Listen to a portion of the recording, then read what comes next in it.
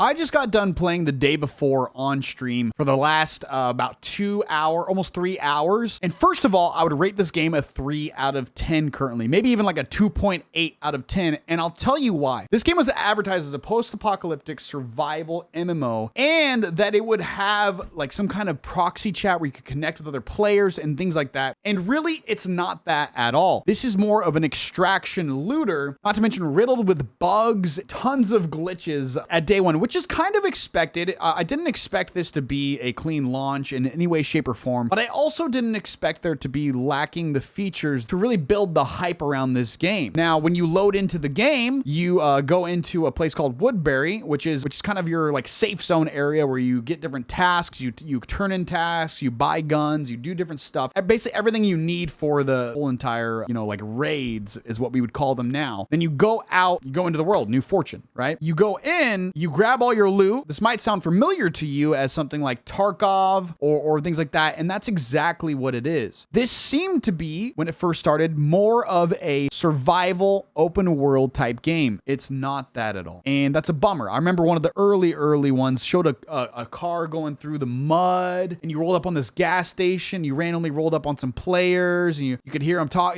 all that kind of stuff. Like you heard like proximity chat, all that stuff. It looks completely different than those games did before, and they're trying to make it seem like this was the game all along. And I don't think this is the game that we were all excited for. Now, in my opinion, if they had proxy chat on release, this game would have actually been, I would have been able to overlook the bugs, because what I wanted this to feel like was that the whole world was connected, that I could connect with other players. I could do different things. I could team up with another player, kind of like DayZ and stuff like that. A lot of people are comparing this to DayZ, and it is not anywhere close to that. I would compare this more to something like Vigor or Escape from Tarkov. It's an extraction looter where it stands right now with no proxy chat. The survival mechanics are basically hunger and thirst. There is some like bleeding mechanics, things like that, but they're really not that extensive. There's another issue that is the servers. There's only a certain amount of servers for every single like area. So you have like North American, you have Europe, and then you have Asia servers. Most people are having issues getting into the servers. They're all filled up. There just wasn't enough servers online. And so people aren't even able to play the game. The AI feels a little weird. Like the zombies are moving at weird rates, and they're kind of like getting caught up on certain things or whatever. Like there was this first moment that I had where I'd gone up an elevator, and there was this boss looking zombie like all geared up, and he was like had armor on, stuff like looking like part of a SWAT team, and he was getting caught on doors. He was like acting really weird. It was just kind of, it wasn't